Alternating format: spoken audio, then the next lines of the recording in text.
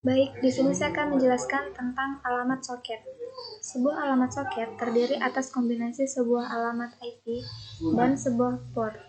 Mirip seperti sebuah koneksi telepon yang memiliki nomor telepon dan nomor ekstensinya. Berdasarkan alamat ini, soket internet mengirim paket data yang masuk ke sebuah proses atau tier aplikasi tujuan. IP versi 4 menggunakan alamat biner 32 bit untuk mengidentifikasi host yang berkomunikasi. Klien harus menentukan alamat IP dari host yang menjalankan program server saat memulai komunikasi.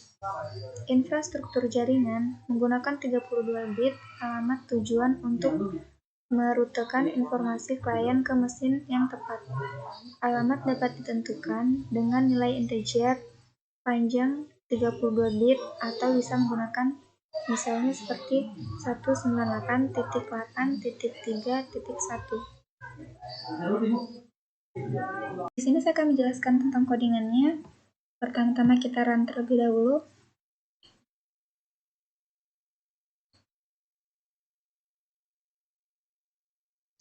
Baik, di sini sudah ada hostname-nya, ada conical name-nya, dan IP address-nya. Kita kembali ke codingannya. Jika pada tab-nya, kita bisa melihat di sini, yaitu laptop JNN J81NK JGB. Lalu pada print host info local hostname, yaitu fungsinya untuk memanggil semua DNS get hostname. Perhatikan bahwa metode get hostname hanya akan mengembalikan nama host, bukan nama lengkapnya. Lalu pada ini ulangi semua argumen baris perintah dan panggil print host untuk masing-masing di antaranya. Lalu pada konsol write line. Lalu pada host info DNS resolve host, yaitu berfungsi untuk menghubungi DNS resolve dengan argumen nama host. Jika berhasil, host info akan mereferensikan instance ke kelas IP host entry yang berisi informasi untuk host yang akan ditentukan.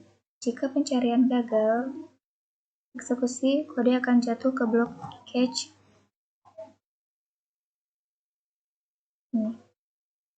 Dan lalu pada baris ini, ulangi semua alamat IP yang terdapat dalam properti daftar alamat yang adalah larik instance kelas IP address. Lalu ini ulangi semua alias host yang terdapat dalam properti alias yang merupakan larik string. Jika nama host yang dicari tidak memiliki alias, ini array akan kosong.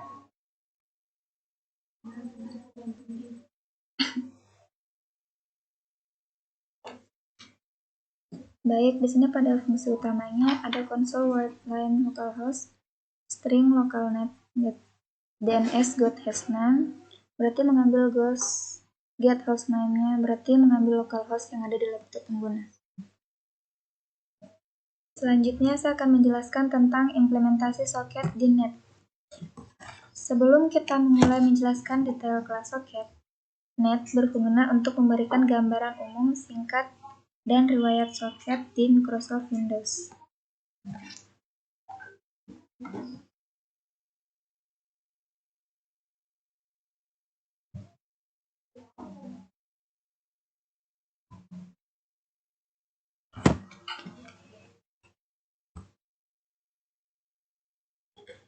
Implementasi soket awalnya dibuat di distribusi perangkat lunak Berkeley atau BSD Unix.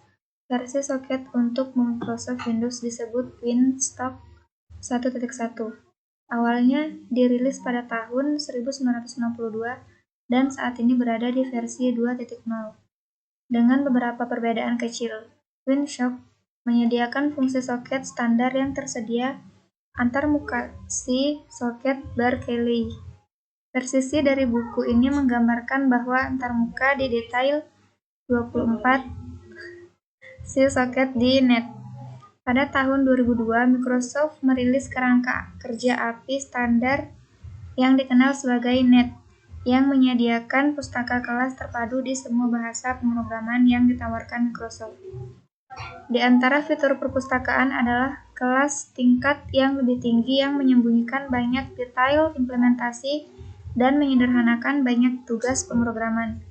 Namun, abstraksi kadang-kadang dapat menyembunyikan beberapa fleksibilitas dan kekuatan antarmuka tingkat yang lebih rendah.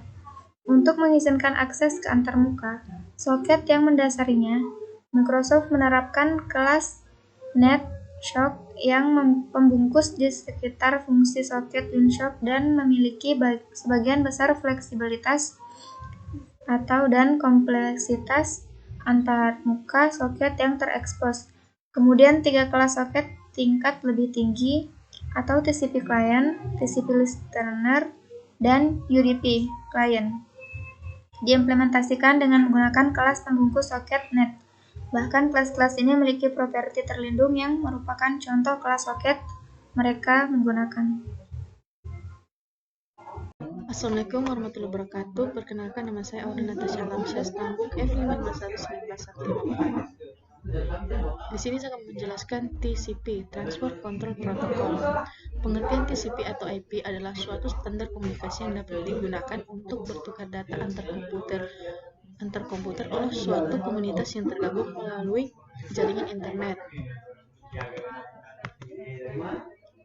Lalu saya akan menjelaskan TCP soket. Soket adalah file pseudo yang mewakili koneksi jaringan. Setelah soket telah dibuat atau menggunakan primitif yang tepat dan parameter yang tepat untuk mengidentifikasi host lain. Menulis ke soket diubah menjadi paket jaringan yang dikirim dan data yang diterima dari jaringan yang dapat dibaca dari soket. Dalam satu hal, soket sangat mirip dengan pipa. Mereka terlihat seperti file ke program yang menggunakannya, tetapi tidak menghasilkan baca atau tulis ke disk. Alih-alih tidak menghasilkan baca atau tulis, memungkinkan berkomunikasi dengan program lain atau lokal dalam kasus pipa, dan mungkin jauh dalam kasus soket. Mereka juga menawarkan seperti yang Anda sebutkan, komunikasi dua arah atau seperti halnya sepasang pipa yang terhubung dengan benar. Sebuah TCP client inisiasi komunikasi dengan sebuah server yang sedang pasif dan menunggu untuk dapat dihubungi. Ciri khas TPC berjalan melalui 3 langkah, yaitu membangun sebuah intens dari TCP client. Sebuah koneksi TCP dapat dibuat secara implisit di dalam konstruktor dengan menentukan yang terpencil, tuan rumah, dan pelabuhan, atau secara eksplisit menggunakan satu connect metode. Kedua, berkomunikasi menggunakan aliran satu soket. Sebuah terhubung intens dan TCP client berisi sebuah network stream yang dapat digunakan seperti setiap 1/0 aliran dari net lain. Ketiga, tutup dengan koneksi. Panggil satu tutup metode dari TCP client. Selanjutnya, TCP server. Tugas server adalah menyiapkan titik akhir bagi klien untuk terhubung dan secara pasif menunggu koneksi. Server TCP pada umumnya melalui 2 langkah. 1. Buat intense tape listener, tentukan alamat dan port lokal, dan panggil metode start. Soket ini mendengarkan koneksi masuk pada port tertentu. Kedua, berulang kali. 1. Panggil metode aspek tape client dari tape listener untuk mendapatkan koneksi client masuk berikutnya. Setelah membuat koneksi client baru, sebuah intense tape client untuk koneksi baru dibuat dan dikembalikan oleh panggilan aspek TCP client. 1. Berkomunikasi dengan client menggunakan metode read dan write dari network stream tape client. 1. Tutup koneksi soket client baru dan streaming menggunakan close network stream dan tape client. Perhatikan bahwa DC kelas tape client digunakan untuk mengakses koneksi TCP, baik di client atau server. Kelas yang sama dapat digunakan karena protokol TCP benar-benar tidak membedakan antara klien dan server, terutama setelah sambungan dibuat soket dasar. Sebagai alternatif, untuk ASEP TCP client, kelas Tab Listener juga memiliki metode soket terima, yang mengembalikan contoh soket untuk koneksi klien yang masuk. Contoh kami berikutnya, Tab Echo Server, mengimplementasikan layanan Echo yang digunakan oleh program klien kami. Servernya sangat sederhana. Ini berjalan selamanya berulang kali menerima koneksi, menerima dan menggemakan bit sampai koneksi ditutup oleh klien, dan kemudian menutup soket klien. Lalu TCP server dengan soket kelas. Soket di jaringan komputer digunakan untuk membuat koneksi antara dua atau lebih komputer dan digunakan untuk mengirim data dari satu komputer ke komputer lainnya. Setiap komputer di jaringan disebut node. Soket menggunakan alamat IP, node, dan protokol jaringan untuk membuat saluran komunikasi yang aman dan menggunakan saluran ini untuk mentransfer data. Dalam komunikasi soket, satu node bertindak sebagai pendengar dan node lainnya bertindak sebagai klien. Node pendengar membuka dirinya sendiri pada alamat IP yang telah ditetapkan sebelumnya dan pada protokol yang telah ditentukan dan mulai mendengarkan. Klien yang ingin mengirim pesan ke server mulai menyiarkan pesan di alamat IP yang sama dan protokol yang sama. Sambungan soket tipikal menggunakan Transmission Control Protocol atau TCP untuk berkomunikasi.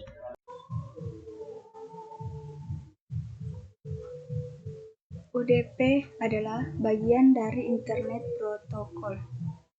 Dengan memakai UDP, maka aplikasi komputer bisa mengirim pesan untuk komputer lain di jaringan lain tanpa harus melakukan komunikasi awal. UDP akan berkomunikasi dengan cara sederhana memakai mekanisme yang minimal, yakni sum, untuk menjaga integritas dari data. Fungsi UDP. Ada beberapa fungsi dari UDP yang bisa membantu dalam aktivitas manusia sehari-hari seperti 1. Dapat digunakan untuk mengirimkan informasi yang mengutamakan kecepatan dibandingkan kehandalan seperti streaming audio atau video.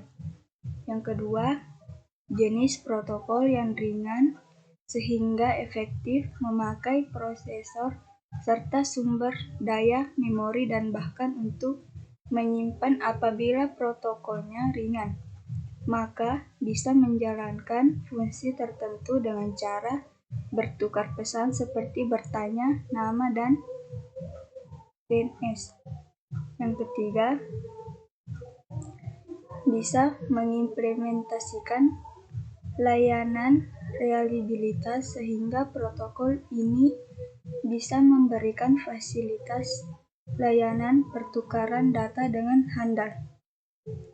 Yang keempat, tidak butuh kehandalan seperti dalam routing information protokol.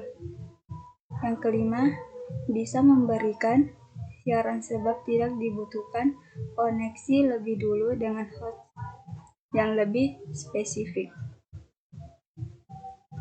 Adapun cara kerja UDP, yaitu sama seperti TCP, UDP juga mempunyai saluran untuk menghubungkan host satu dengan yang lain sehingga bisa saling mengirim informasi antara yang satu dengan yang lain di mana saluran tersebut dinamakan dengan port UDP.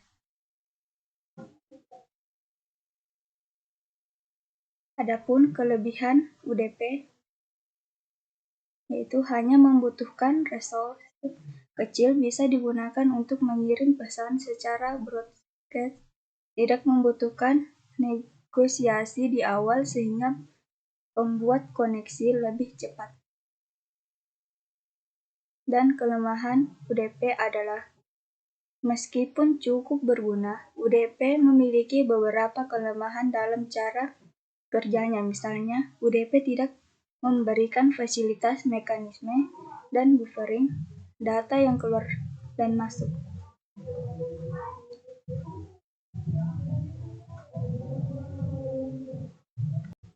Di video kali ini saya akan menjelaskan tugas 6 materi 5 tentang the .NET Socket Class. Ya baik, langsung saja. .NET Framework menyediakan kelas socket yang merupakan pembungkus di sekitar implementasi WinSock. Pemikiran. Sejak TCP Client, TCP Listener, dan UDP Client, semuanya menggunakan kelas socket untuk implementasi mereka sendiri. Socket berisi semua fungsionalitas dari kelas-kelas tersebut plus lebih banyak. Antarmuka socket adalah API umum yang sebenarnya mencakup lebih dari sekedar IP. Dan karena itu menjelajahi semua fungsi yang disediakannya berada di luar cakupan buku ini. Pada bagian ini kami memperkenalkan penggunaannya untuk TCP dan UDP dan menjelaskan beberapa hal yang umum. Kasus di mana Anda mungkin menggunakannya. Klien TCP dengan socket untuk klien TCP untuk menggunakan kelas socket. Itu akan melakukan langkah-langkah berikut. Yang pertama, panggil konstruktor socket. Konstruktor menentukan jenis alamat socket. Setelah itu, panggil metode socket connect (-2 connect) menerima argumen IP endpoint. Itu mewakili server yang akan disambungkan. Ketiga, mengirim dan menerima data menggunakan socket send dan receive panggilan. Kemudian tutup socket menggunakan metode tutup socket. Di sini kami menyajikan versi program TCP Echo Client.cs yang menggunakan socket class, bukan kelas TCP Client. Penyiapan dan penguraian parameter. Itu yang ada di baris 10 sampai 22. Sampai di sini kurang lebih. Ini codingannya. Kemudian konstruktor socket TCP. Konstruktor socket mengambil 3 argumen, di mana yang pertama keluarga alamat setel ke address family. Ini .interwork untuk IP. Kemudian jenis socket menunjukkan semantic stream atau datagram dan disetel ke socket type. Stream untuk TCP atau socket type, diagram untuk UDP. Jenis protokol setel ke protokol type TCP atau protokol type.udp. Kemudian terhubung ke server. Metode connect mengambil instance IP endpoint yang telah kita buat dari argumen ke program menggunakan IP address.pairs. Jika koneksi gagal, socket exception akan ditampilkan. Kirim string ke server echo. Kemudian kelas socket memiliki beberapa metode send yang mengambil kombinasi yang berbeda. Parameter selalu termasuk array byte yang berisi data yang akan dikirim. Di sini kami menggunakan versi yang mengambil satu buffer byte berisi data yang akan dikirim. Byte offset ke buffer tempat data yang akan dikirim dimulai. Ketiga itu jumlah total byte yang akan dikirim. Dan 4, pengaturan flag socket apapun. Bendera socket berada di luar cakupan buku ini dan dalam hal ini diatur ke socket flags.none. Yang kelima, terima balasan dari server Gema. Karena kita tahu jumlah byte yang diharapkan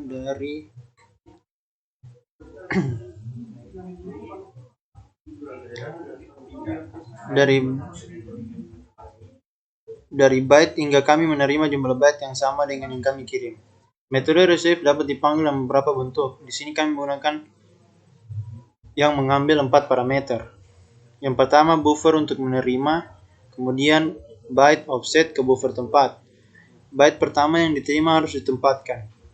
Ketiga, jumlah maksimum byte yang akan ditempatkan di buffer. Dan 4, parameter tanda socket. Logika loop dan data penerima. Identik dengan yang ada di contoh TCP client sebelumnya. Cetak echo string.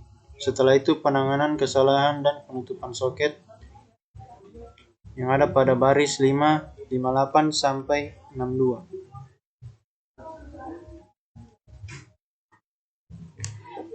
Sekian video dari saya, lebih dan kurangnya mohon maaf. Saya akhiri, wabillahi taufiq wal hidayah. Wassalamualaikum warahmatullahi wabarakatuh.